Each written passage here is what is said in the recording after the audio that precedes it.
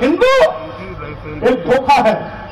और वैसे भी 1995 माननीय सर्वोच्च न्यायालय ने अपने आदेश में कहा था हिंदू कोई धर्म नहीं, इन लोगों के जीवन जीने की एक शैली है। यही नहीं, जो सबसे बड़ा धर्म के ठेकेदार बनते हैं, आरएसएस के प्रमुख मोहन भागवत जी ने भी कहा है, एक नहीं दो बार कहा, हिंदू धर्म नाम का कोई धर्म नहीं है, बल्कि इन लोगों के जीवन जीने की कला। देश के माननीय प्रधानमंत्री जी ने भी कहा, माननीय मोदी ने भी कहा, हिंदू धर्म नहीं है। और अभी 1-2 महीने पहले माननीय गडकरी जी ने भी कहा, एक मीडिया कॉन्क्लेव में कहा। धोखा बताया है। बिल्कुल निश्चित तौर पे ये पहली बार नहीं है, इसके पहले कई बार वो इस तरीके से बयान देते रहे हैं। वो राजधानी लखनऊ से अब बयान देते देते वो बढ़ करके अब दिल्ली में भी जाकर के कार्यक्रमों में बयान देने लगे हैं। ये कल का वीडियो है जो आज पूरी तरीके से सोशल मीडिया और न्यूज चैनलों में पूरी तरीके से वायरल हो गया। उसमें साफ तौर पे कह रहे हैं कि हिंदू एक धोखा है और तमाम ऐसे लोगों के लिए धंधा है जो इस पे राजनीति करते हैं। एक राजनीतिक व्यक्ति के द्वारा लगातार किसी धर्म के बारे में इस तरीके से बोलना उस पार्टी के लिए कितना हानिकारक हो सकता है, उसका अंदाजा इस बात से लगाया जा सकता है कि परसों ही अभी अखिलेश यादव के नेतृत्व में महाब्राह्मण महासभा का एक सम्मेलन हुआ पार्टी कार्यालय पे, और उस कार्यालय पे जब ये पार्टी का कार्यक्रम चल रहा था तो महाब्राह्मण से संबंधित तमाम नेता वहां पे मौजूद थे। लेकिन सबसे बड़ा वो उस मुद्दा रहा, राजनीतिक से ज्यादा इस धार्मिक मुद्दा उसमें बना रहा कि जो स्वामी प्रसाद मौर्य जो हिंदू धर्म को लेकर के लगातार कटाक्ष करते हैं, लगातार बोलते हैं, रामचरितमानस जैसी किताबों को फाड़ने की बात करते हैं, उससे राजनीतिक हानि होती है। उससे जो अभी तक समाजवादी पार्टी का जो हश्र हुआ है पिछले चाहे विधानसभा चुनाव में, लोकसभा चुनाव में, खासतौर पर उन्होंने जिक्र किया विधानसभा चुनाव में, क्योंकि विधानसभा चुनाव के ऐन वक्त पहले वो मंत्री पद पे रहते हुए भारतीय जनता पार्टी में छोड़ करके समाजवादी पार्टी का रुख किया था।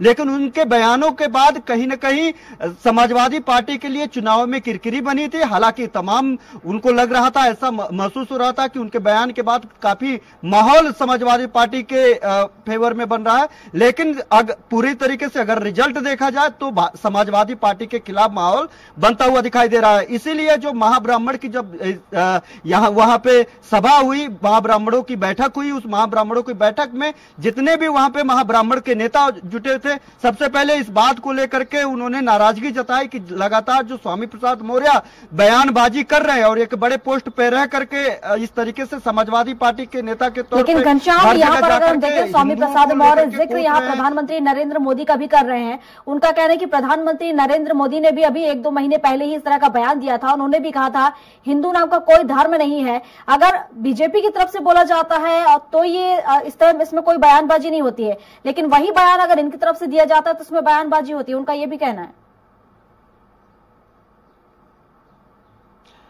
देखिए, ये टारगेट है, इस बात को बहुत बारीकी से समझने वाली बात है प्रियंका जी कि क्या जब प्रधानमंत्री नरेंद्र मोदी जब बोलते हैं कि हिंदू एक जीवन शैली है, जब नितिन गडकरी का जिक्र किया, जब वो बोलते हैं कि हिंदू कोई धर्म नहीं जीवन शैली है, चाहे आरएसएस प्रमुख मोहन भागवत बोलते हैं, तो क्या कहते हैं कि सनातन धर्म नहीं है?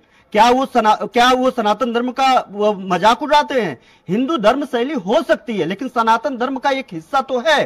तो ऐसे में क्या स्वामी प्रसाद मौर्य सनातन धर्म का अनुसरण करते हुए दिखाई देते हैं? क्योंकि देखिए, एक बात समझिए, इस बात को बहुत बारीकी से समझने वाली बात होती है कि अगर हिंदू धर्म जीवन शैली है तो एक सनातन धर्म के लिए जो सनातन धर्म को मानते हैं, सनातन धर्म के अनुयायी है, जो सनातन धर्म को अनुसरण करते हैं, वो लोग हिंदू जीवन शैली का अनुसरण करते हैं। अगर हिंदू जीवन शैली जो है अगर वो सनातन धर्म नहीं है तो क्या ये प्रधानमंत्री नरेंद्र मोदी ने ऐसा बोला? क्या जो है मोहन भागवत ने ऐसा बोला? लेकिन जो स्वामी प्रसाद मौर्य लगातार जिस बात को लेकर के ताकीद करते हैं, बोलते हैं, वो टारगेट करते हैं, हिंदुओं को लेकर के टारगेट करते हैं। क्या उससे भावनाएं आहत नहीं होती है? सबसे बड़ी बात है कि अगर किसी की बात को कोट करके अगर वो बयानबाजी करनी है तो नरेंद्र मोदी दिन भर जाकर के वो पूजा पाठ करते हुए दिखाई देते हैं प्रधानमंत्री के तौर पे। स्वामी प्रसाद मौर्य कितने जगहों पे जाकर के पूजा पाठ करते हुए दिखाई दिए हैं। आरएसएस प्रमुख मोहन भागवत तमाम जगहों पे धार्मिक कार्यक्रमों में हिस्सा लेते हैं। स्वामी प्रसाद मौर्य कितने धार्मिक कार्यक्रमों में हिस्सा लेते हैं। देखिए, इसमें एक बात को टारगेट करके पूरे सनातन धर्म को टारगेट करना इनका एक आचरण बन चुका है। और लगातार जो रामचरितमानस है, ये महज एक राजनीतिक दिखावा है, जिसमें कुछ लोगों को खुश करने के लिए, कुछ लोगों का वोट पाने के लिए इस तरीके से लगातार कार्यक्रम कर रहे हैं और लगातार इस तरीके से एजेंडा चला रहे हैं, और जिसका खामियाजा आगामी जो चुनाव है उसमें भी इन लोगों को देखने के लिए मिलेगा, और जो पिछला चुनाव हुआ है उसमें भी देखने के लिए मिला है। और खुद इनके जो नेता हैं, आखिरकार क्या जरूरत पड़ी तो ऐसे में पीडीए का नारा देते देते महाब्राह्मणों की महाजनसभा करने के लिए, और उस ब्राह्मणों की महाजनसभा जब ये लोग कर रहे थे, पार्टी कार्यालय में जब बैठक कर रहे थे, सबसे पहले मुद्दा इन्हीं रामचरितमानस को लेकर के जिस तरीके से इन्होंने अपमानित किया, उसको फाड़ने की बात कही, उसको जलाने की बात कही, और इस तरीके से हिंदुओं के सेंटिमेंट को लेकर के जो बात कही, उन बातों को लेकर के ही मुद्दा क्यों बना? क्योंकि उनको पता,